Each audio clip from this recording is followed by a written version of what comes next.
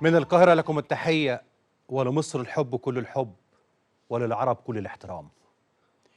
لقاء بيجمعنا بحضراتكم في 90 دقيقة محافظات. يعني منذ أن بدأنا البرنامج في حلقاته الأولى كنا بنحاول نركز بقدر الإمكان على الجانب الخدمي في المحافظات، على الجانب التنموي، لكن هناك أحداث بتفرض نفسها، وهذه الأحداث ومجرياتها بتتطلب ضيف بمواصفات خاصة، ضيف يعلم جيدا البعد القومي والأمن القومي المصري، وضيف كان على رأس جهاز الإعلام المصري في أحلج الظروف، ويحمل الحسنين زي ما قلت لسيادته، وكمان هو تنفيذي من طراز فريد، تولى مسؤولية محافظات عدة: الوادي الجديد والبحر الأحمر والإسكندرية، وأيضا رئيس المجلس الوطني للإعلام. وقبل هذا وذاك فهو أحد الرموز الوطنية اللي لها كل الاحترام من كل المصريين لفترات وسنوات عدة وحتى تاريخه.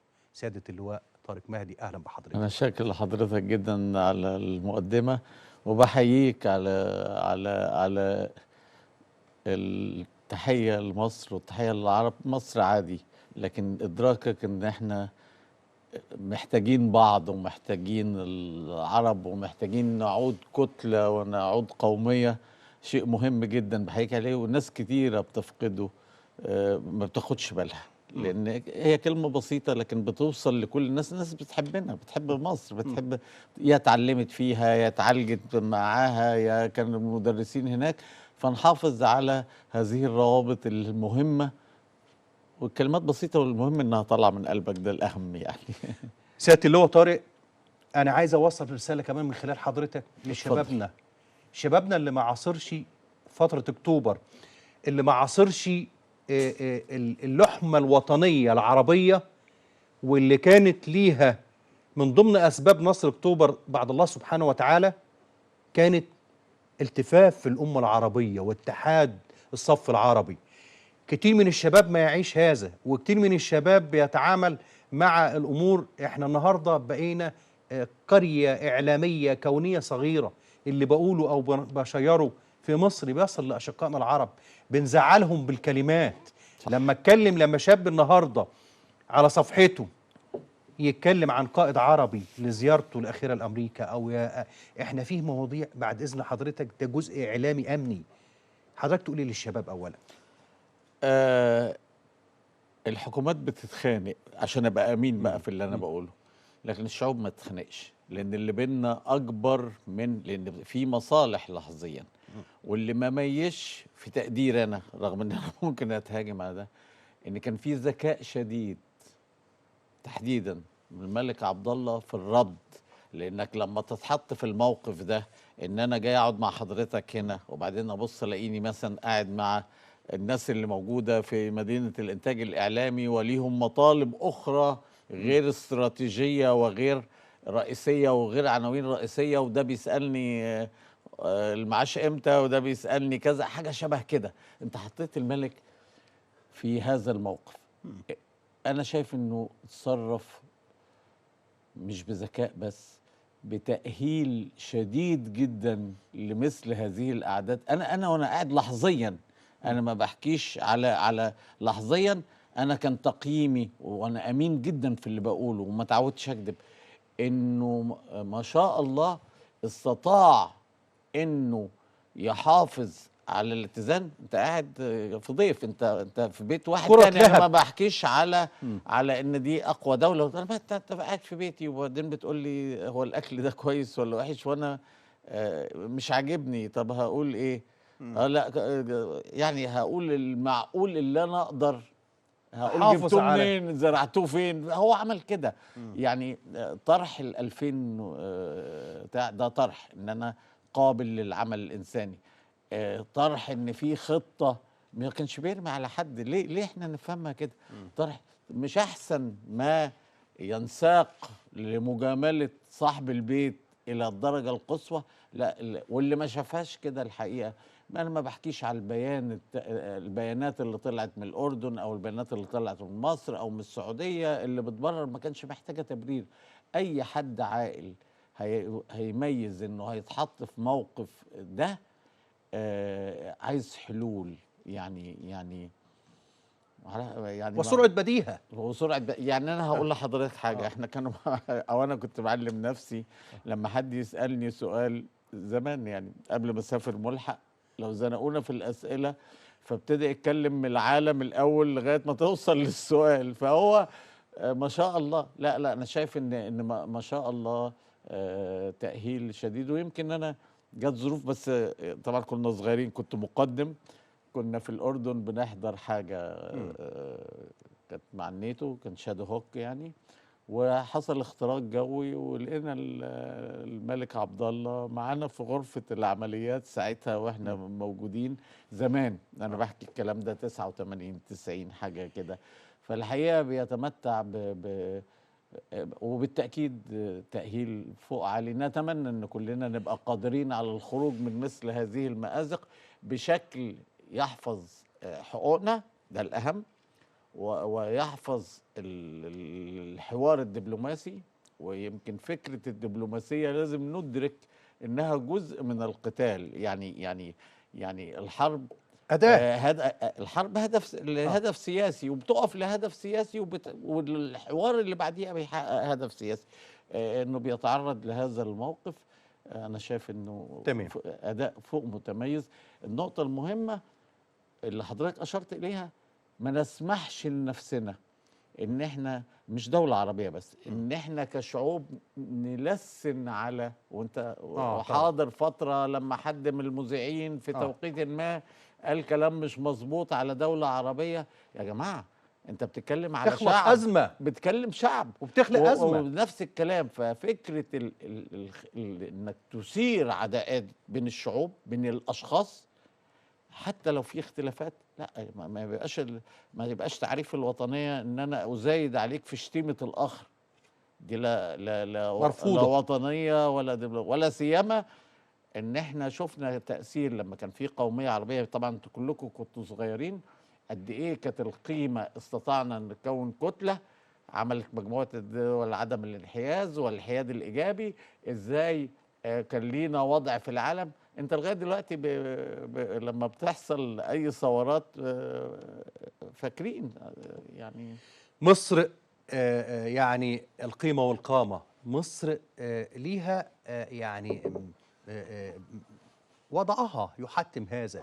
مصر ظروفها تحتم عليها هذا. مصر قلب العروبة النابض شاء من شاء وأبى من أبى. وهي مش قلب العروبة النابض من خلالنا احنا كمصريين فقط، ده برضاء وبمساندة ومؤازرة وحب كل العرب. احنا مش هنبقى يعني الزعامة المصرية العربية لم تتأتى من فراغ، هي تأتت من خلال التفاف العرب. ومصر طول عمرها هي زي ما بيسموها كده بيت الخبرة السياسي لكل الزعماء العرب. هناك اتصالات لا نعلمها طبعا بتعلن بعد ذلك، اتصالات بالرئيس السيسي من زعماء عرب في مشاكل داخل الدول العربية. بعض الدول العربية بيستشيروا سيادة الرئيس ماذا نفعل. مصر بيت الخبرة لكل العرب، مصر بيت العز وبيت الكرم وبيت الاحترام وبيت الوصال الطيب لكل العرب. ده شيء طبيعي. خلينا ننتقل. لا انا مش عايز انتقل بصراحه، لان اتفضل يا فندم. افتكرت حاجه مهمه اتفضل. جدا. ما ننساش ان التعبير النصر يولد في قلوب الامه اولا. احنا كنا بنقوله في الجيش النصر يولد في قلوب الرجال اولا. 67 9 يونيو الشعب اللي خرج ده خرج عشان يقول لعبد الناصر ارجع؟ لا، ده شعب بيقول نحن لا نقبل الهزيمه. هل طلع بيهتف في الشوارع وبس؟ لا، كل الناس. يعني احنا يوم ما دخلنا، ما كنتش في 67 في الجيش لكن دخلت بعد كده، كان اسمنا وقود معركة. يعني احنا داخلين عشان نموت، عشان تموت نقيب. طب كم الناس اللي مقدمة في الكليات العسكرية؟ طيب هل احنا في 73 كنا نقدر نعدي بدون تدريب جيد، بدون اعداد، بدون مهارات، بدون رماية، بدون لياقة، بدون بدون حفر، العرب؟ بدون العرب؟ لا، هكمل لك بقى العرب انا هوصل لها. بعد 67 الحكايه دي انا سمعتها في الامارات، وهقول بالاسماء لانه يستاهل ان انا ما اسرقش منه اللي قاله. سياده الفريق احمد بديب كان مدير مخابرات سعودي، فكان في معية الملك فيصل لما راحوا الخرطوم وعبد الناصر بتتشال عربيته في السودان، أيوة. وهو مفروض ان لكن وراه شعب. فالفريق بديب وهو بيحكي الحكايه اللي انا هقولها دلوقتي، كنا في الامارات، بكى، ما قدرش يستحمل نفسه، لانه لم يتوقع ان هذه الاحضان الحميميه اللي بين الملك فيصل و الرئيس جمال عبد الناصر، واخد بالك؟ قال لك حميميه، قعد بكى يعني، مش هقصد دمع، لا اتقطع الكلام منه. وبعدين قال مين اللي خد موقف حاد؟ يعني المعلومات دي احنا ما كناش نعرف. كان الرئيس بومدين الجزائر، خلاص. وبعدين الرئيس بومدين في عصبيته ممكن تبقى طبيعه جبليه كده، خرج من هناك عشان يعوض اللي عمله، انه راح دفع شيكات على بياض لروسيا عشان يجي سلاح لمصر. سيبك بقى من التمثيل في المعركه بكتايب بتاع، انما بتمثل رساله. سيبك من معركه البترول، سيبك من البترول مش اغلى من الدم العربي، لا ما ننساش ده في لحظات. زي ما انت فاكر لاخوك حاجات كتيره كويسه، زي ما انت اعتقد هذا الانضمام العربي والفكره، لا ده اصل المصريين احنا جينات ايه وبتاع، لا يا جماعه، حتى لو الجينات موجوده لكن هذا الانتماء نحافظ عليه. انا حكيت الحكايه دي لان انا سمعتها من راجل وكان واقف على المسرح، ما كانش بيقولها لي على جنبي يعني. ففكره ان احنا رافضين الهزيمه كمصريين بعد 5 ايام في 9 يونيو، الصرخه اللي طلعت في الشوارع، لا انعكاسها. ما هو انت لو حضرتك بتقول لاولادك ذاكروا ومش عشان هتطلع محامي، ضابط، مهندس، معرفش ايه، مش هيذاكر لو ما كانش هيحقق نتيجه. فالناس اللي قدرت تعدي دي ذاكرت انا بسهل الامور، يعني اتدربت، يعني عاشت في الملاجئ. احنا كدفاع جوي، انا ضابط دفاع جوي، رئيس اركان دفاع جوي بعد كده. مهم قوي ان انا اقول ان احنا اللي احنا كنا انت ما تقدرش تحط حتى طوب عشان تعلم مدق اللي انت ماشي فيه، يعني لما يبقى فيه ضبابه ولا بتاع هتوه عن انك عايش في دشمن، انك عايش في اللي تحت الارض، فيما يسمى بقفص القرد. يعني لما تحط عليه القماشه اللي كان زمان بيحطوها على العيش، يبقى اسمها ستاره وحاجات كده، وراح الفيلا دي اللي هي قفص القرد. وعلاقتك بالقرى اللي جنبك، انك تجيب شويه بيض وتحطهم في الصحن ده وتحط سمنه. كل الناس بتعمل هذا عن اقتناع وعن قدره وعن تدريب وعن رغبه. وبالتالي السلاح، انا هاخد الدفاع الجوي كمثل، السلاح اللي احنا حاربنا بيه انتاج 45، انتاج الحرب العالميه الثانيه، بنحارب بيه في 73 وبنكسب وبنعمل الوثبه الكبرى ومحدش يقدر يخش. والتعبير اللي كان بيتقال ان هم مسكوا ناس، اللي هو بيقول له سام 3 ان فرونت اوف مي، اللي هو سام 3 قدامي، فبيبتعد عن القناه 15 كيلو. ينطبق على مين بقى؟ على خلف الخطوط، ينطبق على المدرعات، ينطبق على المدفعيه، ينطبق على كل دول.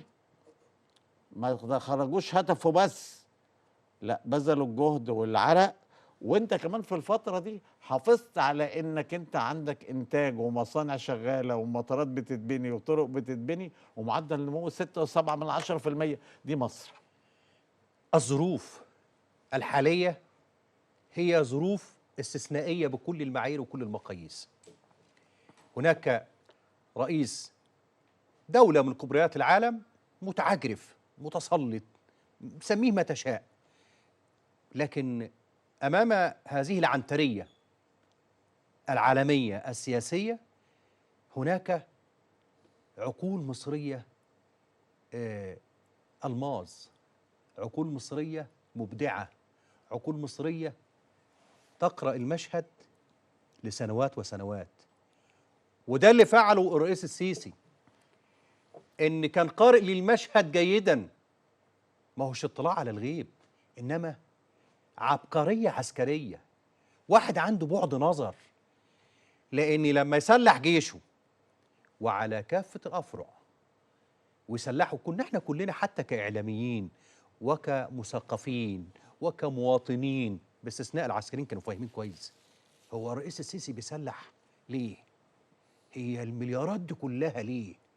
كنا كلنا بنسأل وكلنا بنستغرب، لكن كان جوانا يقين ان الراجل ده مش غلط، ان بيبني وفيه مؤشر. مش هنحارب ممكن، بس زي ما بيقولوا في الموروث الميداني، السلام يحتاج الى قوة عسكرية مثلما يحتاجها الحرب. اتفضل فندم. ده على مدار السنين كان دايما كده، لكي تحافظ على السلام كون قوي. عادي عادي، يعني أنا هقول لك معلش تعبير، ده واحنا اطفال صغيرين كانوا بيقول لك لما تقابل حد شده من قميصه كده، لو جه معاك اضربه لو ما جاش معاك قول له في ايه يا عم. هو ده الرسالة، عشان تمنع الحرب كن قويا، عشان تمنع الحرب ولا سيما ان الحرب مش قرار سهل، وقرار زي ما بنقول قرار سياسي بهدف سياسي. انا هحارب ليه؟ عشان احقق هدف. طب انا لو عرفت احقق هدفي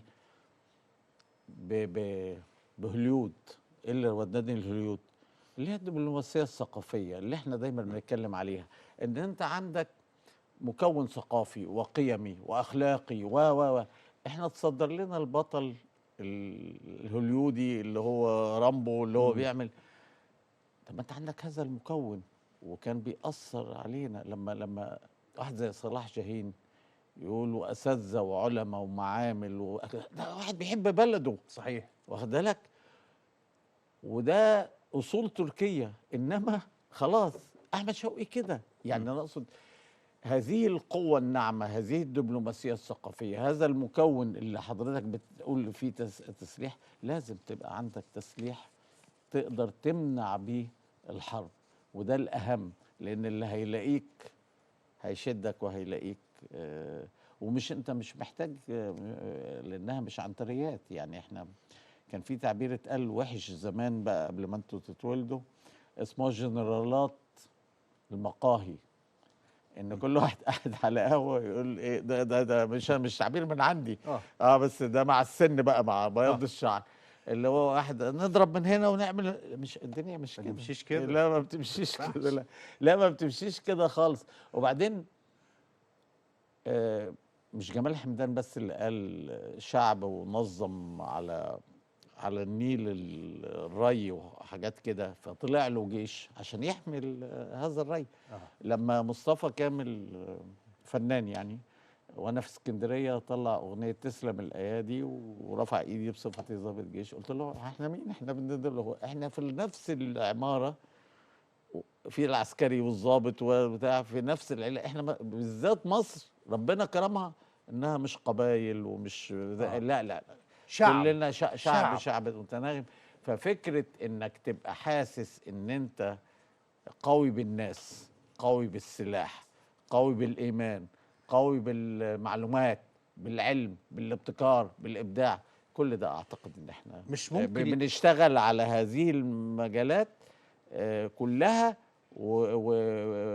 وزي ما عدينا القناه بالمواجهه، يعني بدأ مش عدينا من حته معينه، لا عدينا القناه.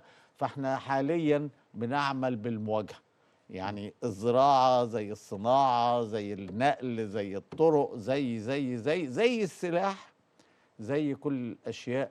انما الدنيا بتاخد وقتها في النمو ويمكن قلت التعبير ده يمكن في 2011 لما يبقى في 1000 طلب ما بيتنفذوش رايت ناو، انما دي حاجه بتتنفذ كده.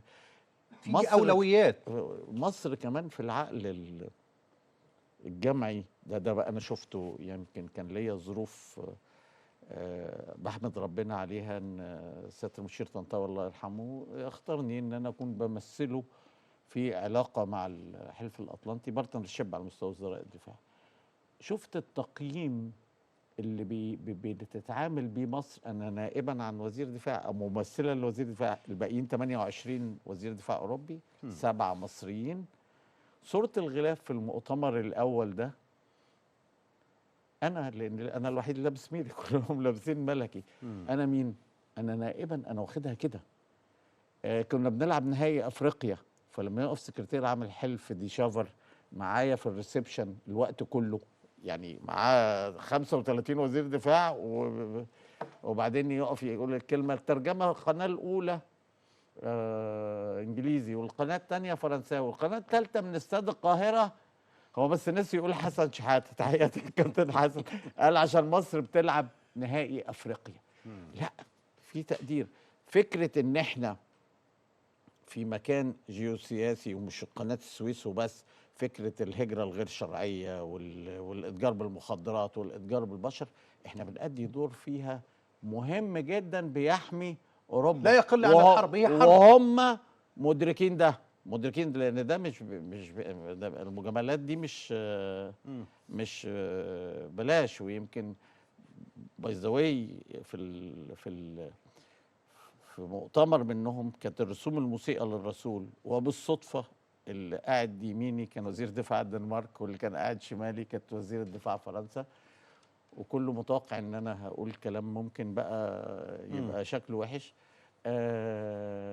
بعد ما خلصت جالي رامسفيلد وزير دفاع امريكا عشان يحييني على، قلت له هي دي مصر الحضاره، يعني مصر اللي بتتعامل، اللي هي مش اذا خاصم فجر، خليني اقولها كده. تمام.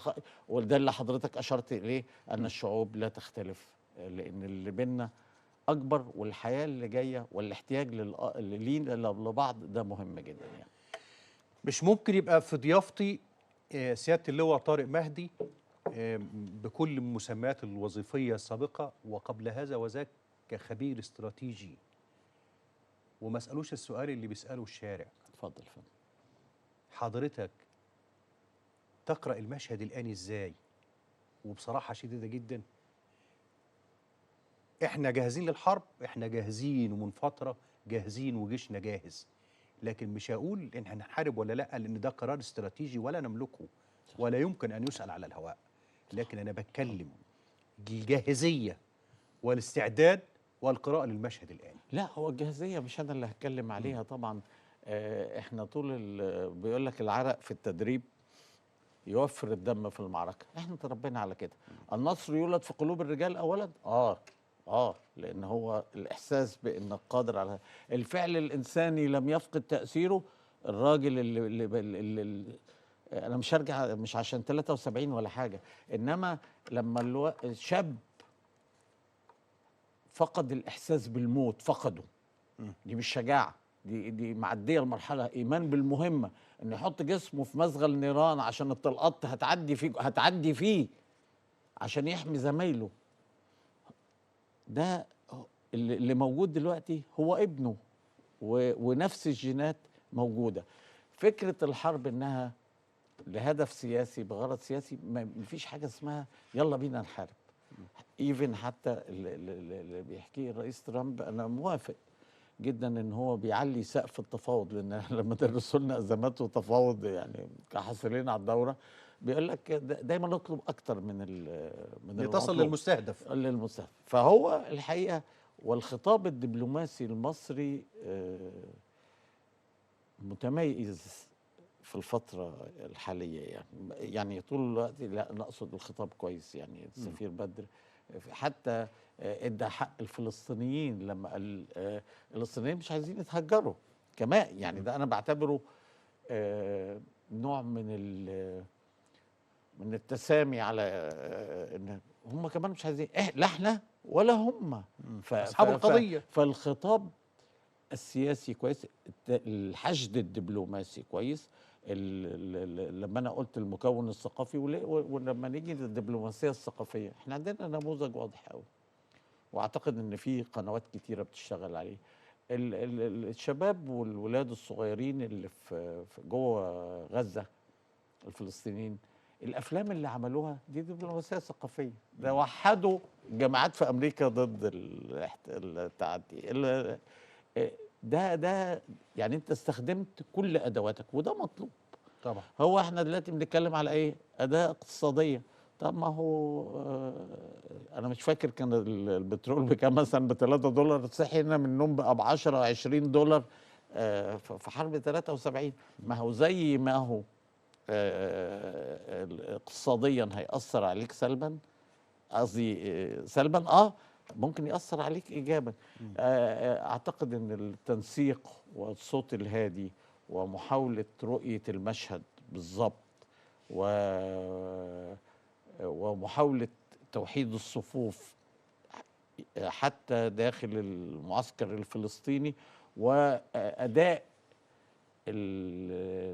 الجماعات المقاومة في انها ما يبقاش حد واخد الحاجه، يعني ده بيطلع رهائن وده بيطلع اسرى وده بيطلع، لا، في اداره جيده ومبنيه على، طب ما احنا قطر بتلعب دور مهم، مصر بتلعب دور مهم، السعوديه بتلعب دور مهم، كل واحد بيلعب في ادوار دور مكمله. مكمله لبعض، ما حدش بينافس التاني. صحيح. والا ما كانش المؤتمر اللي تم النهارده ده بالشكل ده، لا لا، ده كله زي ما انا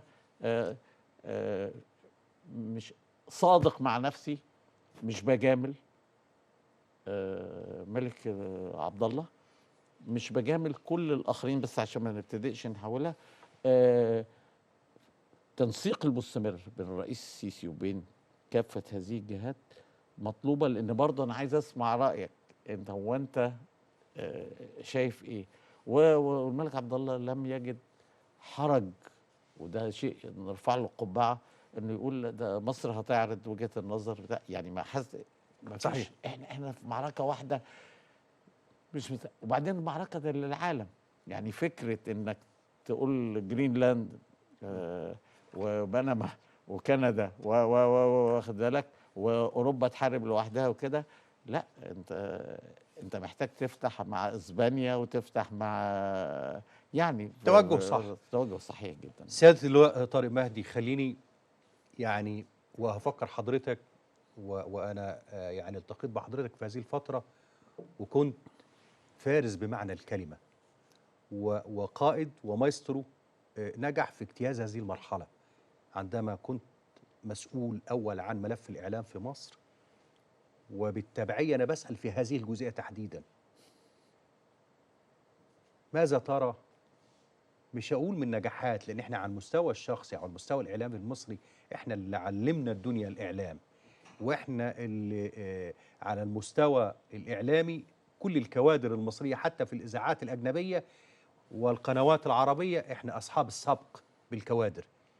لكن انا شخصيا وبعاتب نفسي قبل زمايلي، ليه اعتاب ان احنا احيانا بنفتح ملفات قد تكون سبب في البعد بين الأشقاء العرب، قد تكون سبب في نوع من الجدل، بنفتح يعني ملفات وقضايا شائكة مش مطلوب. وإحنا عندنا مقولة واضحة وراسخة في الإعلام: ليس كل ما يعرف يقال. مش تحت السبق والترند تعمل لي مشكلة. انصحنا يا خبير الإعلام ماذا نفعل في البرامج. انا هقول على دي، بس هبتدئ باللي انت قلته.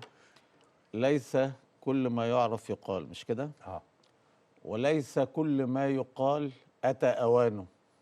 صحيح. وليس كل من أتى أوانه أتى أهله. يعني أقول لمين؟ أقول للشريحة دي ولا الشريحة دي؟ ده تعبير عالمي.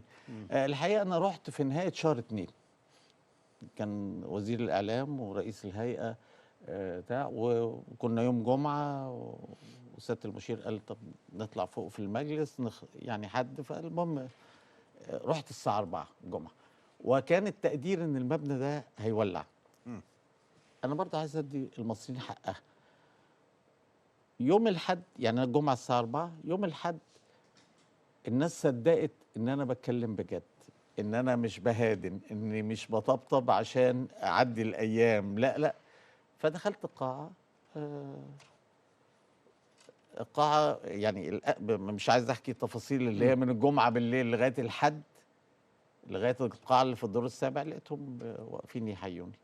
يمكن اليوم اللي بعديها كمان بالشبه، يعني كنت برضو في اجتماع في القاعة، فجاء سيادة الفريق أول محمد زكي كان قائد المظاهرات أيامها، ودخل قلت لهم فلان، فسقفوا له، فاحنا بطبيعتنا بنأدي التحية في القاعة. فهذا لا حطيت باب عليا حديد ولا، لكن صدقوا وانا نيتي كده. نيتي، والا ما كنتش جبت معلومات اللي انا هقولها لحضرتك. انا مؤمن بان احنا ما عندناش حاجه نخبيها، يعني ما عندناش فكره ابوري، لا احنا ما عندناش حاجه نخبيها. فهذا يستدعي السرعه في العرض، و طرح المعلومه المتاحه عشان ما تديش فرصه لحد يعيث في الارض فسادا ويديك صحيح، صفر. يألف. وكمان الاهم ان انت وانت بتعرض وجهه نظرك تبقى جاهز للنقاش، مش من منظور التبرير، لا من منظور النقاش. الاعلام بالسرعه والحقيقه وانحاز بعد كده، وكل الاعلام منحاز. يعني انا بقعد اقلب القنوات ليه؟ عشان اسمع وجهه نظر، رغم ان كله بيقول نفس الخبر، بس بيقولوا امتى وفي انهي توقيت وبيقولوا بانهي صياغه وبيهتم بايه. فالفكره ما تديش فرصه لحد يذيع، لا قول انت المعلومه الاول، حللها، انحاز، وده طبيعي، كل واحد هيبقى منحاز لسياسه اعلاميه او سياسه تحريريه واضحه. انت ما بتسالش على مسبير وانت بتسال على الاعلام بشكل عام، لكن انت عندك برضو بنيه اساسيه. يعني حتى فكره التراث السمعي والبصري اللي هو صنع الوجدان العربي والقوميه، واللي هو هذا الكم المهول الاستاذ احمد بيتكلم على انه هيعمل له منصه.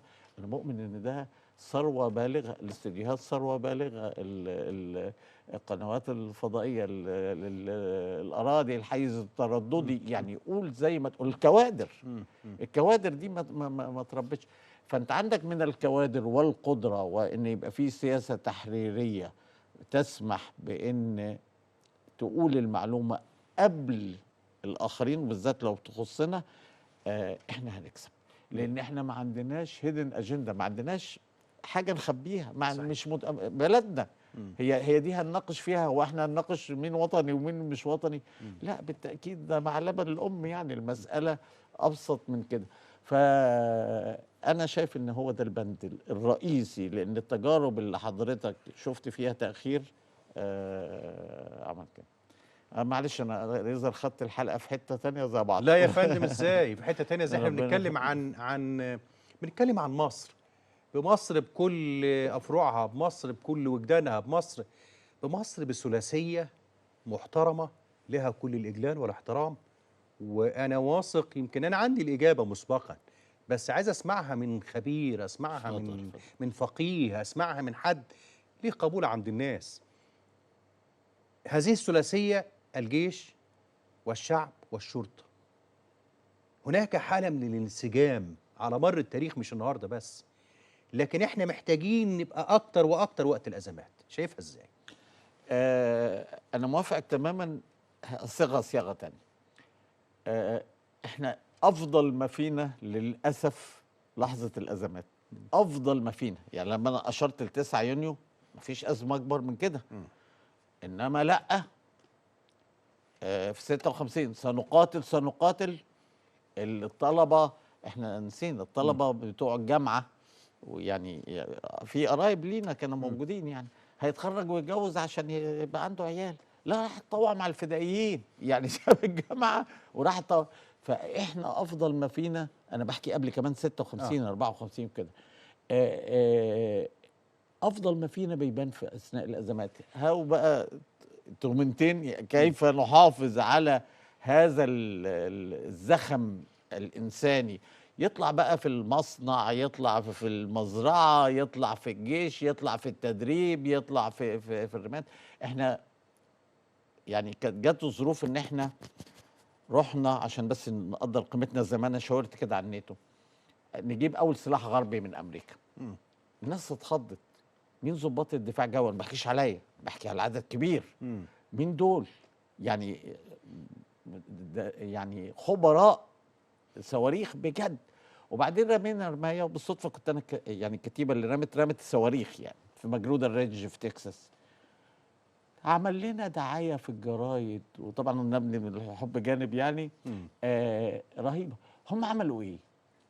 هم عملوا ماركتنج للسلاح بتاعهم بايدينا، واخد بالك؟ لكن احنا زي ما هم استثمروا فينا، كان احنا المفروض نستثمر نفس ده احنا اللي خلينا السلاح بيعمل دايركت هيت، مش يعني اصابه مباشره، مش شظايا وحاجات كده يعني، مش شظايا بتوقع طياره.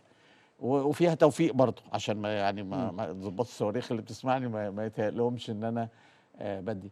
فالحقيقه لا نوضح ديت بس عشان احنا لا بتمر يعني عليها مرور احنا الكرام، انما هي على فكره كان ليها قيمتها، لانها ده مش هم مجرد عملوا شظايا دعايه ده. يعني بقيه القصه يمكن مضطر بقى اقولها. كان في رئيس اركان الدفاع الجوي ايامها جاي يزورنا واحنا بنضرب نار، وده جنرال ما شاء الله يعني، اسمه جورج ماضي. لو انتم مش فاكرين، اخو الفنانه زوزو ماضي، انما جنرال شديد. فطبعا احنا كنا رتبه رائد وحاجات كده، قائد الكتائب، فبتعامل بالهيراركي بتاعتنا احنا، ان هو فوق واحنا. اتخض من الامريكان الدعايه اللي عاملينها لنا، اللي واقفين ومش عارف النار اللي طالعه منهم على معداتهم اكتر من النار اللي طالعه من الصاروخ. النار اللي طالعه من الصاروخ دي بتوصل له 750 متر على الثانيه بعد 2.3 ثانيه. فالصاروخ عشان يطلع ال 2 طن ده بيبقى عايز نار تطلعه. فالراجل كان فخور جدا. انا يعني انت عمال تقول ده فخور، الله يعني ابتدى يطبطب على لكن احنا مثلا واحنا في الميز، لا احنا اللي بنروح نجيب له الاكل، لانه احنا رافضين ان هو القيمه الكبيره. فالنموذج بتاع انك انت عندك قدرات باقي تنقل هذه الثقه لابنك ولولادك وللجيل وللشعب والكل، لا موجوده.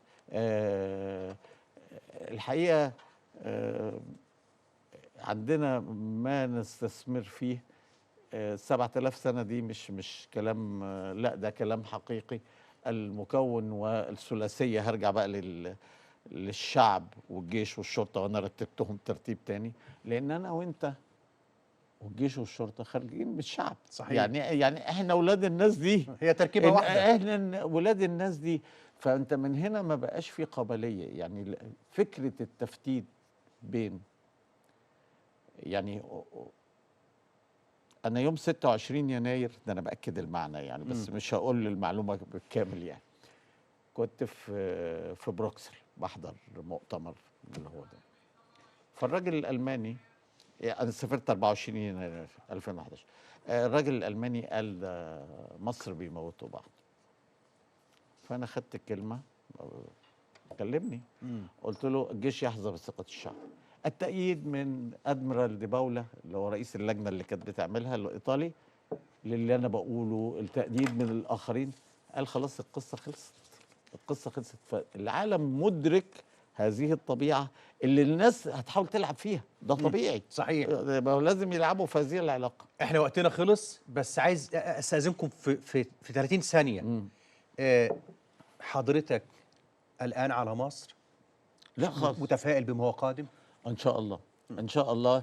بص في حاجات كتيره دون دخول في التفاصيل بتدي مسارات احنا بنستثمر فيها. يعني كل رغم انه مش تعبيري، لكن هبقى سرقه من الناس او من طلال ابو غزاله. كل محنه فيها منحه. احنا مستثمرين في ده بشكل انا شايفه جدا، وما ينفعش اتكلم فيه عشان انت قلت لهم 30 ثانيه. شكرا لحضرتك يا سياده اللواء طارق مهدي، القيمه والقامه المصريه، واحد النماذج اللي بنعتز ونفخر بها وبتواجدها، ومش هسيبه ابدا برضو لما اتفق معاها ان شاء الله خلال الفتره اللي جايه نحكي عن بطولاتنا. مطلوب نعرف الاجيال الحاليه، ده مهم جدا، مهمته ومهمتنا ومهمه الاعلام. احكوا للشباب، قولوا لهم ايه هي مصر، ايه حقيقه مصر. كل التحيه والتقدير لحضرتك يا فندم. ربنا يبارك لي فيك. الاعلام عمل الابطال اللي هم بتوع البحريه اللي مش اغرقوا ايلات، اللي هم في 56، جول جمال وما اعرفش ايه. جول جمال ده سوري. كمل المواضيع اصلها. شكرا لحضرتك. وبذكر مشاهدينا الكرام موقع الجمهوريه 24 لديه العديد والعديد من الجوائز بنقدمها لحضراتكم. مطلوب من حضرتك فقط تدخل على الموقع وتبدي اعجابك ومتابعته وتقول لنا النتيجه لماتش الاهلي والزمالك، توقعاتك ايه؟ وبناء على هذه التوقعات هيكون حضرتك ليك جايزه من موقع الجمهوريه 24. كل التحيه والتقدير، ويا رب التوفيق للجميع، ويا رب مصر دايما أرض العزة والكرامة والنصر، زي ما تعودنا دايما مع حضراتكم قبل ساعة ونصف من أن نلتقي دائما، وموضوعات هامة جدا وإعلام محترف محترم. شكرا لحضراتكم وإلى اللقاء.